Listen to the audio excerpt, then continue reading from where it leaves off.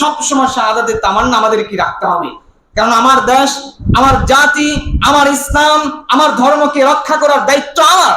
আপনারা বর্তমান জানেন, বর্তমান সময়ে আমাদের সরকারের কাছে, প্রাইম মিনিস্টারের কাছে একটা পত্র লিখে পাঠানো হয়েছে। আমাদের যে পার্বত্য চট্টগ্রাম আছে, চট্টগ্রাম সহ সাথে সাথে মিয়ানমারের কিছু অংশ, আবার আশপাশের কিছু অংশ, এই পুরো একটা এরিয়া আপনারা জানেন এখানে কিছু উপজাতি বসবাস করে। আপনারা জানেন আরো 1 থেকে 150 বছর আগ থেকে খ্রিস্টানরা এখানে মিশনারি তৈরি করেছে, এখানে তারা দাওয়াতি কাজ করছে। যে কথাগুলো উলামায়ে কেরাম 50 বছর আগ থেকে বলছে, কিন্তু কেউ কোনো কানে দেওয়ার কারণ কিছু মনে করেন নাই, বরং এই কথা বলার কারণে অনেককে সন্ত্রাস বলে, অগ্রবাদী বলে জেলে পাঠিয়েছে। কিন্তু বর্তমান পরিস্থিতি এমন হয়েছে যে সরকার পর্যন্ত স্বীকার করতে বাধ্য হয়েছে। কি সেটা? সরকারের কাছে পত্র লিখে চিঠি প্রেরণ করা হয়েছে যে আপনার যে পার্বত্য চট্টগ্রাম আছে এটাকে আমরা খ্রিস্টীয় ভাবে একটা আলাদা একটা রাষ্ট্র গঠন করতে চাই। নাউজুবিল্লাহ বলবেন না? এই মুসলমানের দেশে এসে কি তারা এই হাত দিয়েছে। এখন বলবেন এটা কিভাবে সম্ভব? ইমানি দায়িত্ব আমাদের, আমরা দাওয়াত না দেওয়ার কারণে আজকে এই খ্রিস্টানরা বিভিন্ন মিশনারি তৈরি করে তারা মানুষকে দাওয়াত দিয়ে দিয়ে খ্রিস্টান বানিয়ে দিচ্ছে। কিভাবে? আপনি শুনলে অবাক হবেন যে বিগত এই কয়েক বছরে 12,000 মানুষকে তারা খ্রিস্টান বানিয়েছে। নাউজুবিল্লাহ বলবেন না? তারা আমাদের দেশে যে গোপনে গোপনে অনেক কাজ করছে, এটা আমরা যে মুসলমান আমরা জানি না। এটা যে একটা খ্রিস্টীয়বাদের প্রচারণা, তাদের ধোঁকা, এটা আমরা বুঝি না। তারা 3টা মিশন নিয়ে আমাদের বর্তমান সমাজে কাজ করছে। 1 নম্বরে আমাদের শিক্ষা ব্যবস্থা। কিছুদিন আগে আপনারা দেখছেন এই নিয়ে তুমুল ঝড় তুফান হয়েছে, হয় নাই? এই শিক্ষা ব্যবস্থা তারা সর্বপ্রথম তারা হাত দিয়েছে। শিক্ষা ব্যবস্থা নামে তারা মানুষের কাছে নির্লজ্জতা প্রকাশ করেছে। তাদের লজ্জাহীনতা, মানুষকে লজ্জাহীন ভাবে, ওপেন ভাবে মানুষকে ছেড়ে দিতে চাচ্ছে। কিছুদিন আগে পুস্তকে দেখেছেন যে তারা সমকামিতা প্রমোট করছে, যে শরীফ থেকে শরীফার গল্প তারাই কিন্তু কি করেছে, এই বইয়ে লিপিবদ্ধ করেছে। আর এটা করেছে কারা? যে সর্বপ্রথম ছাপানো হয়েছে ব্র্যাক থেকে। এই ব্র্যাকের কোম্পানি কি? এই ব্র্যাক হচ্ছে সরাসরি খ্রিস্টানদের একটা এজেন্ট। তো আপনি যে ব্র্যাক সম্পর্কে জানেন না, আপনি মনে করছেন মাশাআল্লাহ এই ব্র্যাকের শিক্ষার মতো আর কিছু হয় নাকি? ব্র্যাক কেজি স্কুলগুলো এর মতো পড়াশোনা আর কিছু হয় নাকি? আপনার 6-7 বছরের আপনার শিক্ষার্থী সন্তানদেরকে কি শিখাচ্ছে আপনারা জানেন? তারা ওপেন ভাবে বই লিখে দিয়েছে যে মহিলাদের যে একটা মাসিকের সমস্যা আছে, এটা কোনো সমস্যা নাই। কেন সমস্যা নাই? যে বর্তমান তারা বইগুলোতে এমন ভাবে শিক্ষা একটা বাচ্চাকে শিক্ষা দিচ্ছে যে এগুলো যখন আমরা ক্লাসে বাচ্চাদেরকে নোট করে করে শিখাবো, তাদের ভিতর লজ্জা কি জিনিস এটা থাকবে না। যখন লজ্জা মানুষের কাছে থাকবে না, তখন মানুষ যে কোনো কাজ করতে পারে, জেনার সাথে সে লিপ্ত হবে, দ্বিধাবোধ করবে না। আর যখন সে গুনাহের সাথে জড়িত হবে, গুনাহ করতে করতে এক পর্যায়ে সে ঈমান হারা হবে। আর ঈমান হারা যখন সে হবে, তাকে সাধারণভাবে 2 টাকার চকলেট দিয়েও যদি আমি দাওয়াত দেই, সে আমার দলের অন্তর্ভুক্ত হবে। এজন্য আমাদেরকে সাবধান থাকতে হবে। আমরা আমাদের বাচ্চাদেরকে কি শিক্ষা দিচ্ছি, কি পড়াশোনা করাচ্ছি, কোন বই আমার শিক্ষার্থী, আমার ছাত্র পড়ছে, আমার ছেলে সন্তান পড়ছে, আমাকে নজর রাখতে হবে, আমাকে দেখতে হবে। 2 নাম্বার মিশন নিয়ে এরা কাজ করছে কি? সেটা হচ্ছে স্বাস্থ্য ব্যবস্থা। দেখবেন আমিও অনেক সময় তাদের এই খবরে আমাদের ইনভাইট করছে। অনেক সময় দেখবেন অনেক হাসপাতালের সামনে গেলে দেখবেন, স্যার একটু আপনার সাথে কথা বলতে পারি? ঠিক আছে বলেন।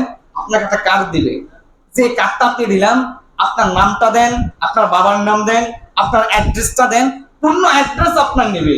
নেওয়ার পর কি করবে? বলবে স্যার আপনি আমাদেরকে এই মাত্র এই কয়েক টাকা আমাদেরকে দেন, আপনার নামটা আমাদের তালিকায় এন্ট্রি হয়ে যাবে। পরবর্তী সময়ে যখন আপনি শিক্ষা, আপনি যে কোনো অসুস্থতায় ভুগবেন, আপনার পরিবারের কয়জন সদস্য আছে? আমার পরিবারের সদস্য তো অনেকজন, 10-11 জন 12 জন। আপনার 1 টাকাও লাগবে না, শুধু আমাদেরকে ফোন দিবেন, এই যে নাম্বার, শুধু ফোন দিবেন।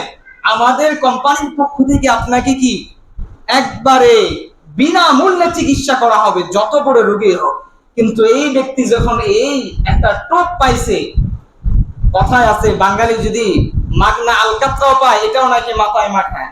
কিন্তু আপনি যখন 50,000 টাকা দামের একটা চিকিৎসা পাইছে, যে তোমাদের মতো এত ভালো মানুষ কি আর পৃথিবীতে আছে, তো আপনার এই চিকিৎসার মাধ্যমে যখন চিকিৎসা দিছে, আপনার কাছে আইসা আপনার যখন রোগ সারছে, আপনার হাত মিলাইছে, মিলানোর পর বলছে যে এই যে উপকারটা করলাম এমনিতেই করছি, এমনিতে তো করি নাই, স্বার্থ একটা আছে কি আপনাকে আমাদের ধর্মে আমাদেরকে আসতে হবে, আর যদি না আসেন এতদিন পর্যন্ত আপনাকে যে টাকাটা দিয়েছিলাম এটা আপনাকে দেন, না হলে মামলা। এই মানুষের ঈমান হারা করছি, এটা কি? আর মানুষকে 2 নম্বরে কি স্বাস্থ্য ব্যবস্থা নেই। 3 নাম্বার আমাদেরকে তারা আর্থিক সহযোগিতা করে আমাদের কাছ থেকে ঈমান গুলো আমাদের ছিনিয়ে নিচ্ছে। আর্থিক ব্যবস্থা তারা আমাদের কি করে দেন, দেখবেন এলাকায় এসে বিভিন্ন মহল্লায় গিয়ে যারা গরিব আছে তাদেরকে, বিশেষ করে পার্বত্য অঞ্চল যেগুলো আছে এগুলোতে এরা যায়, গিয়ে গিয়ে মিশনের জন্য কাজ করে, যে ভাই আপনার কি কি আছে বলেন তো, আপনার পরিবারে কয়জন সদস্য, আপনার জায়গা তুমি কি আছে, বা আপনার ইনকাম সোর্সটা কি আমাদেরকে একটু বলবেন, আমরা আপনি যদি আর্থিকভাবে দুর্বল হন আমরা আপনাকে সহযোগিতা করব। মানুষ তো মানুষের পাশে দাঁড়াবে, এটাই তো মানুষের ব্যক্তিত্ব, এটাই তো মানুষ। আর না হয় সে কি মানুষটা কি, এভাবে আপনাকে বোঝাবে। যখন দেখবে আপনি আর্থিকভাবে একটু দুর্বল হওয়ার পর আপনাকে বলবে আপনার নামটা বলেন, সমস্ত ঠিকানা নিয়ে যাবে। কিছুদিন পরে দেখবেন আপনাকে ছোট একটা গরুর বাচ্চা কিনে দিছে, একটা ছাগল আপনাকে কিনে দিছে, বা আপনি কোনো ইনকাম সোর্স করতে পারছেন না, একটা ভ্যান আপনাকে কিনে দেবে, একটা রিক্সা কিনে দিয়েছে, বা অন্য কোনো একটা পলিসি আপনাকে ধরিয়ে দিয়েছে, ছোট্ট একটা দোকান আপনাকে দিয়ে দিয়েছে। আস্তে আস্তে যখন কি আপনি তাদের সাথে ওঠা বসা থাকবে, তখন আপনি মুসলিম আর কি, ইসলাম ধর্ম কি, আপনি বিদ্যা আঙ্গুল দেখিয়ে তাদের ধর্মে যেতে আপনি বাধ্য হয়ে যাবেন। তো আপনারা কি করতেছে, এই মিশনারি গুলো, খ্রিস্টান মিশনারি গুলো 3 ভাবে আমাদের সমাজে কাজ করছে। 1 শিক্ষা ব্যবস্থা, 2 স্বাস্থ্য সুরক্ষা, 3 নম্বর হচ্ছে আর্থিক সহযোগিতা। প্রিয় মুহতারাম হাজিরিন, বর্তমান যে পার্বত্য চট্টগ্রামের কথা বললাম, এই অবস্থা খুবই শোচনীয়। তাদের এখানে মূল উদ্দেশ্যটা কি? উদ্দেশ্য হচ্ছে যে এখানের অধিকাংশ মানুষকে যদি আমাদের দলে ইনভাইট করতে পারি, আমাদের কাছে এসে আমরা জাতিসংঘের কাছে আমরা একটা আবদার করতে পারবো যে এখানের অধিকাংশ মানুষ কি করে, তারা খ্রিস্টান হয়ে নিজস্ব ধর্ম পালন করতে চায়, রাষ্ট্রীয়ভাবে স্বাধীন একটা রাষ্ট্র চায়, তো আপনারা এটা দিবেন না কেন? জাতিসংঘ যখন এই অবস্থা দেখবে, জাতিসংঘে কি করবে, জাতিসংঘে ভোট তৈরি করবে যে এইখানে আসলে তোমরা যে কথা বলছো এটা কি সত্য কিনা। ভোটের ব্যবস্থা করলে দেখা যাবে যদি 20,000 মানুষ থাকে, 12,000 যদি তাদের পক্ষে থাকে, ভোটে তাদেরকে পাস করিয়ে দিয়ে তাদেরকে আবার দেখবেন নতুন করে একটা রাষ্ট্র তাদেরকে তৈরি করে দিবে, আর যেটা হবে সমগ্র বিশ্বের মধ্যে একটা খ্রিস্টীয় রাষ্ট্র হিসেবে পরিচিত হবে। আপনারা জানেন যে বর্তমান ইসরায়েল একটা ইহুদি একটা রাষ্ট্র। এই একটা ইহুদির বাচ্চাদেরকে ফিলিস্তিনে অসহায় মিসকিন অবস্থায় আসছিল, তারা একটু জায়গা দিছিল শুধুমাত্র থাকার জন্য। আজকে তারা পুরা বিশ্বকে কি চমক লাগিয়ে দিতে চায়, পুরা বিশ্বকে উল্টিয়ে দিতে চায়।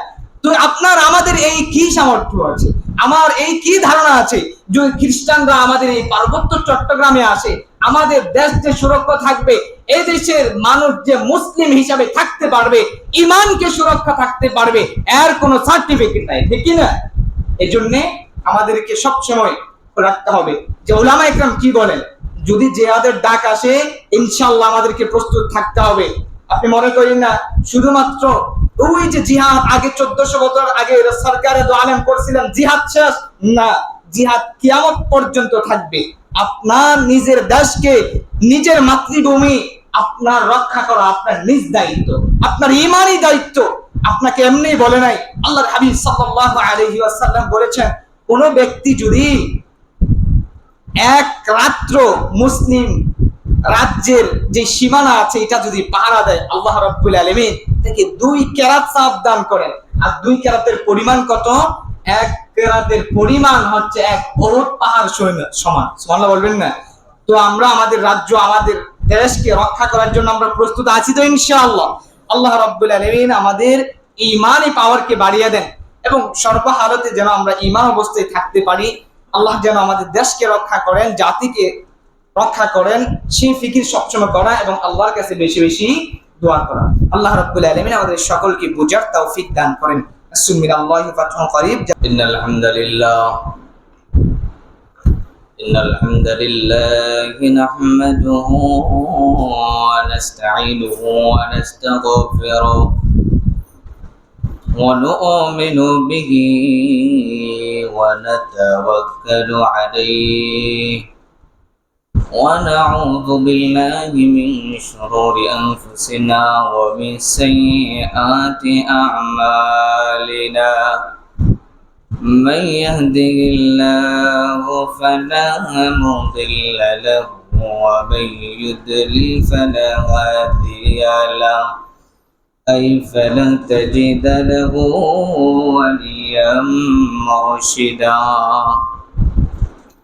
ونشهد أن لا إله إلا الله وحده لا شريك له والذي لا ضد له ولا ند له لا مثل له لا مثال له لا شبه له لا شبيه له لا ولد له ولا والد له والأحد الصمد لم يلد ولم يولد ولم يكن له كفوا أحد ونشهد أن سيدنا ونبينا ومرشدنا وأستاذنا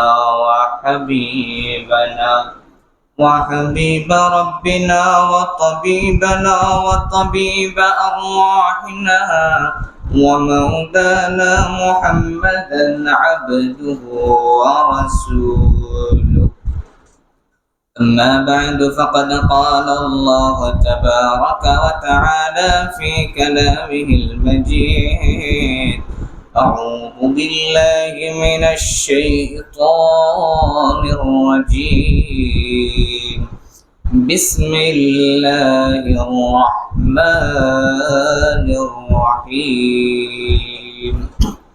لن ينال الله لحومها ولا دماؤها ولكن يناله التقوى منكم صدق الله العظيم وصدق رسوله النبي الكريم ونحن على ذلك لمن الشاهدين والشاكرين والحمد لله رب العالمين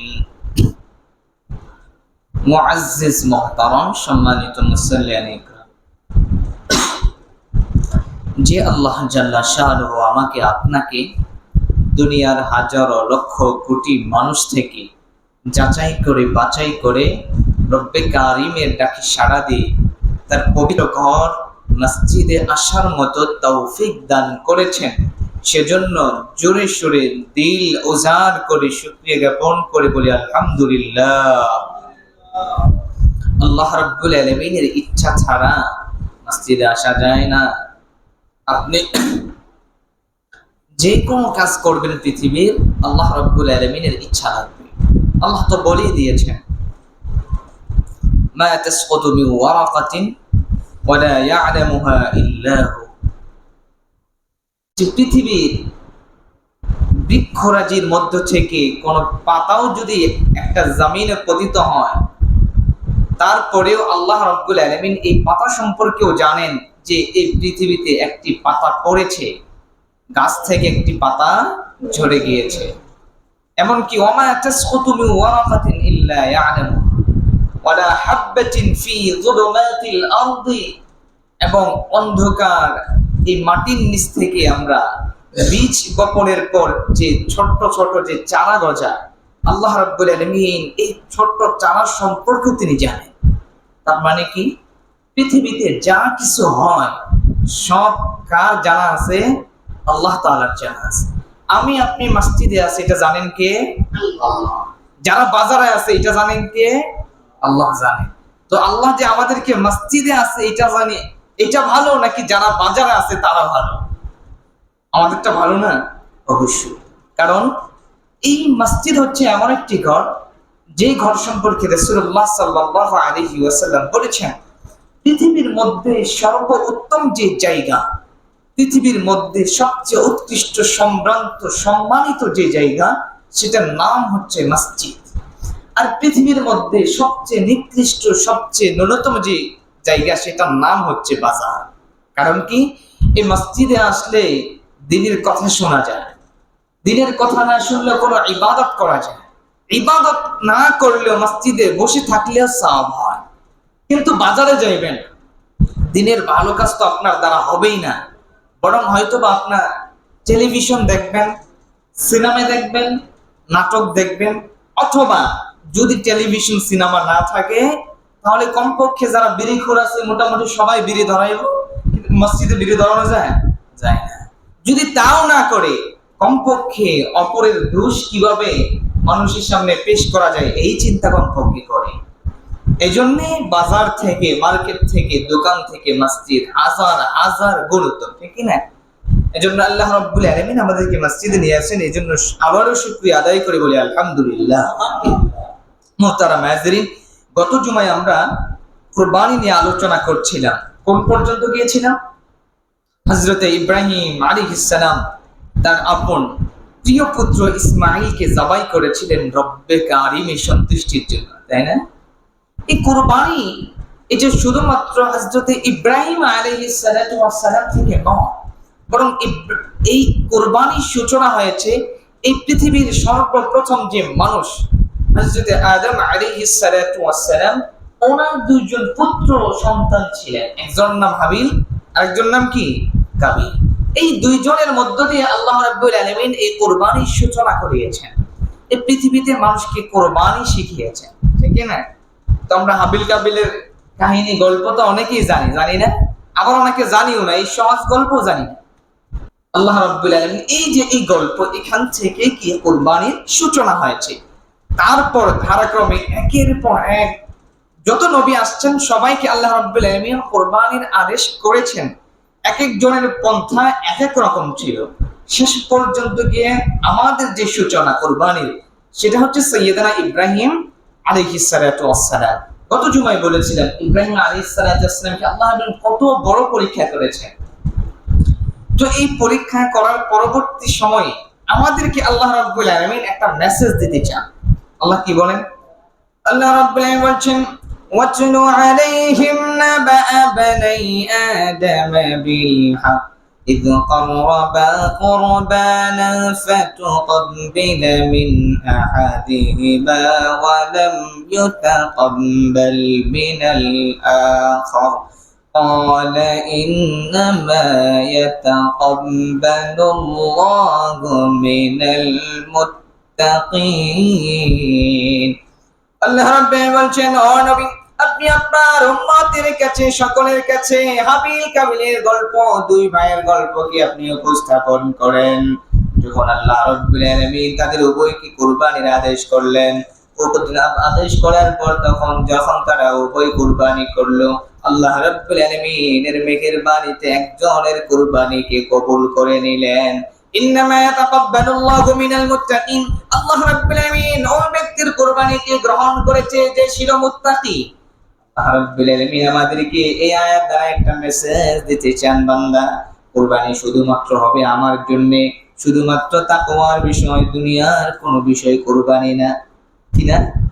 দুনিয়ার কোনো বিষয় কুরবানি না, যেটা স্বয়ং আল্লাহ রাব্বুল আলামিন স্পষ্ট করে বলছেন, لن ينال الله لحومها ولا دماؤها ولكن يناله التقوى منكم। আল্লাহ রাব্বুল বলছেন, لن ينال الله لحومها, তোমরা যে কুরবানি করো এই কুরবানির কোন গোশত আল্লাহ রাব্বুল আলামিনের কাছে পৌঁছে না, ওয়ালা দিমাউহা, তার যে রক্ত তোমরা জড়াও কুরবানি দিয়ে, এই রক্ত আল্লাহর কাছে পৌঁছে না,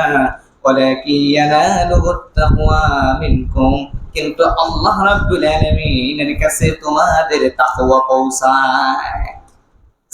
আল্লাহ আমাদের কাছে তাকওয়া চান, দুনিয়া আমাদের কাছে চান। আরে আল্লাহ তো আমাদেরকে দুনিয়া কিছু সামান্য ভোগ করার জন্য দিয়েছে।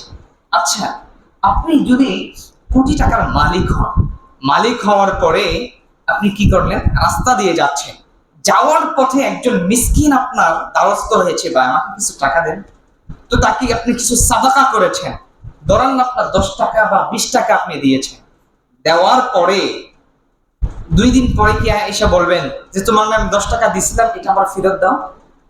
এটা আপনি বলবেন? আপনার আত্মমর্যাদা লাগবে কি লাগবে না? লাগবে নি? লাগবে। আপনি 20 টাকা দিছেন বা 100 টাকা দিছেন, আপনি দেখলেন আপনার এই 100 টাকা দিয়ে সে একটা টুপি কিনছে বা একটা জামা কিনছে বা তার পরিষ্কার পরিচ্ছন্নতার জন্য কোনো কিছু একটা করছে বা ইবাদতের কোনো বস্তু সে একটা কিনছে, তো আপনার ভিতরে কি ভালো লাগবে না খারাপ লাগবে? ভালো লাগবে। আপনার কাছে এটাই একজন মানুষ চায়। আল্লাহ রাব্বুল আলামিন শুধুমাত্র আপনার কাছে তাকওয়াই চায়। আল্লাহ আপনাকে ধন সম্পদ দিয়েছে, আবার আল্লাহ ফিরিয়ে রিটার্ন নেওয়ার জন্য নয়, বরং আপনাকে দিয়েছে আপনি ভোগ করবেন, কিন্তু আল্লাহ রাব্বুল আলামিন সন্তুষ্ট হবেন কখন? যখন আপনার ভিতর তাকওয়া থাকবে। এজন্য কুরবানির ক্ষেত্রে আমাদের সবচেয়ে বেশি খেয়ালের বিষয় যে আমাদের তাকওয়া ঠিক থাকতে হবে। কারণ এই তাকওয়া যদি না থাকে, আপনি 2 লাখ টাকা দামের গরু কুরবানি দিতে পারবেন, কোনো সমস্যা নেই, কিন্তু আল্লাহর কাছে আপনার গরু পৌঁছাবে না, আল্লাহর কাছে আপনার কুরবানি কবুল হবে না। এজন্য কুরবানির ক্ষেত্রে আমরা কি করব? তাকওয়া অবলম্বন করব। عن أبي ذر رضي الله عنه قال قالوا يا رسول الله ما هو الأضاحي يا رسول الله؟ قال سنة أبيكم إبراهيم.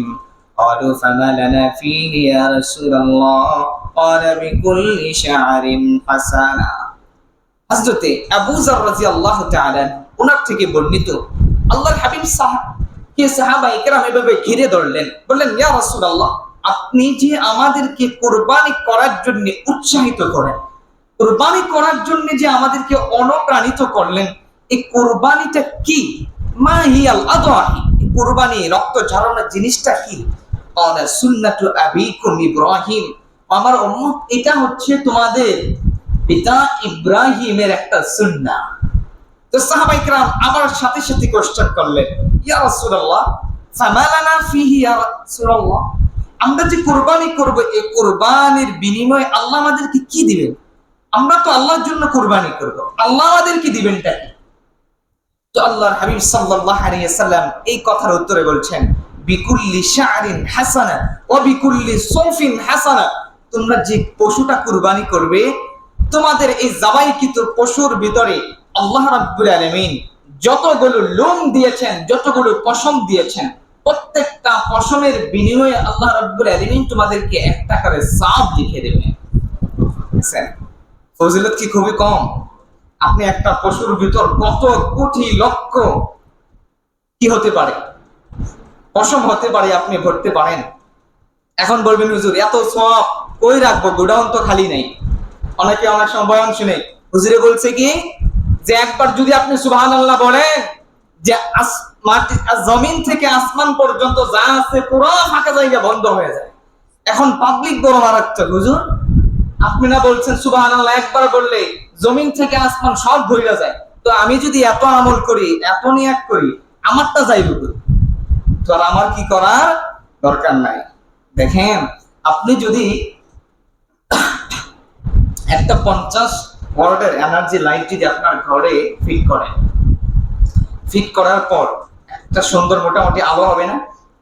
কিন্তু আপনি যদি এই আলোটাকে আপনি মনে করেন যে এখানে আরো 10টা লাইট আমি লাগাবো, তাহলে আপনি লাগাতে পারবেন কি পারবেন না? পারবেন কি না? অবশ্যই পারবেন। আপনি লাইটিং করবেন, লাইট যত বেশি লাগাবেন আপনার এটা ঔজ্জ্বল্য আরো বাড়বে, আপনার সৌন্দর্য বৃদ্ধি পাবে। ঠিক তেমনই ভাবে এই জমিন থেকে আসমান পর্যন্ত আল্লাহ রাব্বুল আলামিন যে জায়গাটা ফাঁকা রেখেছেন সম্পূর্ণ নূর দিয়ে আল্লাহ করেছেন। আমাদেরকে যে সওয়াব দেন, এই সওয়াবগুলো নূর হয়ে আসমান জমিনকে পূর্ণ করে দেয়। আর আপনি যত সওয়াবের কাজ করবেন, আসমান জমিন এটা ভরতে থাকবে, কিন্তু কিয়ামতের আগ পর্যন্ত আপনি ভরে শেষ করতে পারবেন না। এই জন্যে কুরবানি করার দরকার আছে না নেই? করবো ইনশাআল্লাহ। এরপরে আল্লাহর হাবিব সাল্লাল্লাহু আলাইহি ওয়াসাল্লামকে জিজ্ঞাসা করলেন সাহাবায়ে কেরাম, ইয়া রাসূলুল্লাহ, আমরা যদি সামর্থ্য থাকা সত্ত্বেও কুরবানি না করি, আল্লাহ কি কোনো শাস্তি দিবেন নাকি? হযরত রাসূলুল্লাহ সাল্লাল্লাহু আলাইহি ওয়াসাল্লাম বলেন, ও আমার সাহাবায়ে কেরাম, আল্লাহর শাস্তি তো পরের কথা, আমার বাণী কি জানোনি? মান ওয়াজাদা সাআতান ফালাম ইউদহি ফালা ইয়াকরবান্না মুসাল্লানা। সাহাবায়ে কেরাম ভালো করে শুনে রাখো, কোন ব্যক্তিকে যদি আল্লাহ রাব্বুল আলামিন সাআত দান করে, তাকে যদি সামর্থ্য দান করে, কুরবানি করার মতো শক্তি তার আছে, কিন্তু এরপরেও যদি ওই গাদ্দার রব্বে কারিমের সন্তুষ্টি অর্জনের উদ্দেশ্যে কুরবানি না করে আসে, যেন আমাদের ঈদগাহের ময়দানেও না আসে। ফালা ইয়াকরবান্না মুসাল্লানা, আমাদের ঈদগাহের ময়দানে যে সে না আসে। এর মানে কি, যে আপনার মতো লাঞ্ছিত নিকৃষ্ট মানুষ সমাজে না। একটা মানুষকে আমরা কখন সাপোর্ট দেই? যখন সে একটা মন্দ কাজ করে। যখন একটা মন্দ কাজ সে করে, তখন তাকে দেখলে আমাদের চেহারাটা সোজা থাকলে রাখা হয়ে যায়, তাই না? তো আল্লাহর রাসূল কত বড় হুমকি দিয়েছে। তো আল্লাহর রাসূল কি আপনার চেয়ে কঠোর ছিলেন না নরম ছিলেন? নরম ছিলেন, সাদা মনের মানুষ ছিলেন তিনি। ওনার মন যদি এত কঠিন হতে পারে এই ব্যাপারে, তো আল্লাহ রাব্বুল আলামিন কি আমাদেরকে ছেড়ে দিবেন? এর জন্য আমাদের কি কুরবানি করতে হবে, যদি আল্লাহ আমাদেরকে ওয়াসাআত দান করেন, সামর্থ্য দান করেন। এখন প্রশ্ন করতে পারেন, হুজুর আমরা তো কুরবানি করব, তো এই কুরবানি আমাদের সবার উপরে কি ওয়াজিব? সবারই করতে হবে? আল্লাহ কি সবার উপরে চাপিয়ে দিয়েছেন? আল্লাহ বলছেন না। আল্লাহ রাব্বুল আলামিন লা ইউকাল্লিফুল্লাহু নাফসান ইল্লা উসআহা, আল্লাহ কোন ব্যক্তিকে তার সাধ্যের বাইরে কোনো কিছু চাপিয়ে দেন না, বরং বান্দা যেটা করতে পারবে সামর্থ্য সে রাখে, এই পরিমাণ বিধান আল্লাহ বান্দার উপর আরোপ করেন, তাই না ভাই? এমনই তো বিষয়। আপনি একটা ছোট্ট একটা জিনিস, আপনি মনে করেন আপনি একটা ইঞ্জিনিয়ার, আপনি একটা জিনিস তৈরি করেছেন, আপনি একটা গাড়ি তৈরি করেছেন।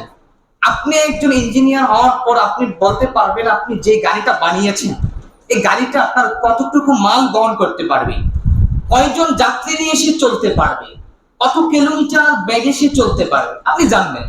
আপনি নিজ হাতে বানিয়েছেন, আপনি এটার সম্পর্কে দক্ষ, আপনি ইঞ্জিনিয়ার।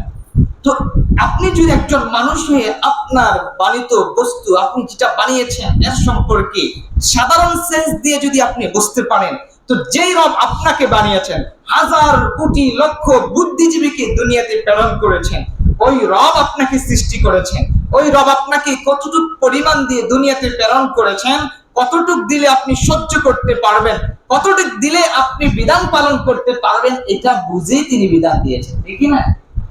এর জন্য আল্লাহ আমাদের সবার উপর কুরবানি কি করেন নাই? ফরজ করেন না। বরং কুরবানি এখন ফরজ কাদের উপর? কুরবানি ফরজ সহজ ভাষায় বুঝেন, যার উপর যাকাত ফরজ। কি বললাম? যার উপর যাকাত ফরজ, ওই ব্যক্তির উপরে কি কুরবানি ফরজ। অর্থাৎ নেসাব পরিমাণ মালের মালিক যদি কোনো ব্যক্তি হন, তার যেগুলো ব্যবহারিক বস্তু এগুলো ছাড়া সে অন্য যেগুলো ব্যবসায়িক পণ্য হোক বা জমাকৃত পুঁজি হোক, এগুলো যদি নেসাব পরিমাণ মালিক সে হয়, তাহলে ওই ব্যক্তির উপর কোরবানি ওয়াজিব। কোরবানি করা কি ওয়াজিব। অন্যথায় আপনার উপর কিনা কোরবানি ওয়াজিব না। আপনি নফল কোরবানি করতে পারবেন, কোনো সমস্যা নাই, আপনি সওয়াব পাবেন। কিন্তু যদি আপনি নেসাব পরিমাণ মালের মালিক না হন, এমত অবস্থায় যে কোরবানি না করেন, আল্লাহ আপনাকে পাকড়াও করবেন না, আল্লাহ আপনাকে শাস্তি দেবেন না, আল্লাহ আপনাকে কি করবেন না? ধরবেন না। মুহতারাম নাযিরিন, আমাদের সমাজে প্রচলিত কিছু বিষয় আছে যেগুলো সম্পর্কে কথা না বললেই নয়। আমরা কোরবানিকে অনেক সময় এমন আছে, আমার 5 লাখ বা 10 লাখ টাকা আমার ঋণ আছে, কিন্তু আমি যদি কোরবানি না করি মানুষ আমাকে বলবে কি? এই কথা ভেবে শুধুমাত্র আমি আরো 2 লাখ টাকা ঋণ করে কোরবানি দিই। আমরা আছেন আমাদের সমাজে। এই যে সবচেয়ে বড় মারাত্মক একটা অন্যায়ের কাজ আপনি করছেন। আপনি মনে করছেন আপনি ভালো কাজ করছেন, না, আপনার উপর প্রথম ওয়াজিব আপনার ঋণ আপনি পরিশোধ করেন। কারণ এই ঋণ থাকা অবস্থায় যদি আপনি মৃত্যুবরণ করেন, আপনার ছেলে মেয়ে আপনার ঋণ কি পরিশোধ করবে এটার কোনো গ্যারান্টি নাই। আপনি আজকে মারা গেছেন, 2 দিন 3 দিন 40 দিন পার হওয়ার পর দেখবেন আপনার কবরের কাছে যাইতেও তাদের ভয় লাগবে যে ঘাস হয়েছে, জঙ্গল হয়ে গিয়েছে, এই কবরের কাছে আবার মানুষ আছে, একটু দূরে দূরে থাকার চেষ্টা করবে। তো আপনার যে ঋণ থাকবে এটা আপনার আদায় করবে, এই বিশ্বাস আপনি রাখতে পারেন না। বরং আপনি কি করবেন? আপনার যে ঋণটা আছে এই ঋণ আপনি পরিশোধ করেন। আপনার কোরবানির চেয়ে গুরুত্বপূর্ণ কাজ হচ্ছে কি আপনার ঋণ। এবং কি আপনি যদি লোন নিয়ে থাকেন, যে কোনো ভাবে মানুষ যদি মানুষের হক আপনার কাছে থাকে, আগে আপনি মানুষের হক আদায় করেন। মানুষের হক দেওয়ার পর যদি অতিরিক্ত টাকা আপনার কাছে থাকে, এরপরে আপনি কোরবানি করেন, আল্লাহ সন্তুষ্ট, আপনিও সন্তুষ্ট। কিন্তু আপনি যদি ঋণ থাকা সত্ত্বেও কোরবানি করেন, তাহলে কি এই যে বললাম আপনি যে মারা যাবেন, বান্দার হক যেটা আল্লাহ স্বয়ং তিনি কি করবেন না, ক্ষমা করবেন না। পৃথিবীতে যত গুনাহ আমরা করি, মৌলিকভাবে দুইটা গুনাহ ক্ষমা আল্লাহ করেন না। এক নাম্বার, আল্লাহর সাথে যদি কেউ শিরিক করে, আল্লাহ এই গুনাহ ক্ষমা করেন। তবে যদি খাস দিলে বান্দা তওবা করতে করতে আল্লাহকে রাজি করাইতে পারে, এরপরে আল্লাহ ওই বান্দার গুনাহকে ক্ষমা করে। কিন্তু আরেকটা গুনাহ এমন মারাত্মক, যে গুনাহর কথা স্বয়ং আল্লাহ বলছেন, এটা বান্দার হাতে সুপর্দ করে দিলাম, যে বান্দা যদি মাফ না করে আমি আল্লাহ রাব্বুল আলামিনও কি এই গুনাহকে ক্ষমা করব না। সেটার নাম হচ্ছে বান্দার হক। তো আপনি যে ঋণ করে কুরবানি করলেন, আপনি মারা যাওয়ার পর এই ঋণ কে দিবে?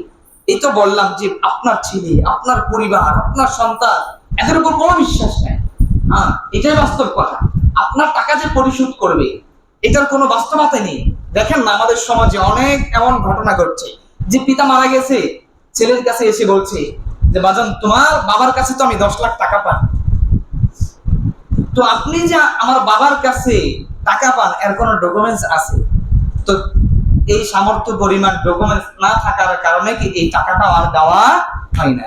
কিন্তু এই টাকাটা যে ছেলে দিল না, কিন্তু ছেলেকে আল্লাহ পাকড়াও করবে না, আমাকে করবে, আমাকে করবে। এজন্য সাবধান, বান্দার হক যেন কোনো সময় আমাদের দ্বারা কি নষ্ট না হয়।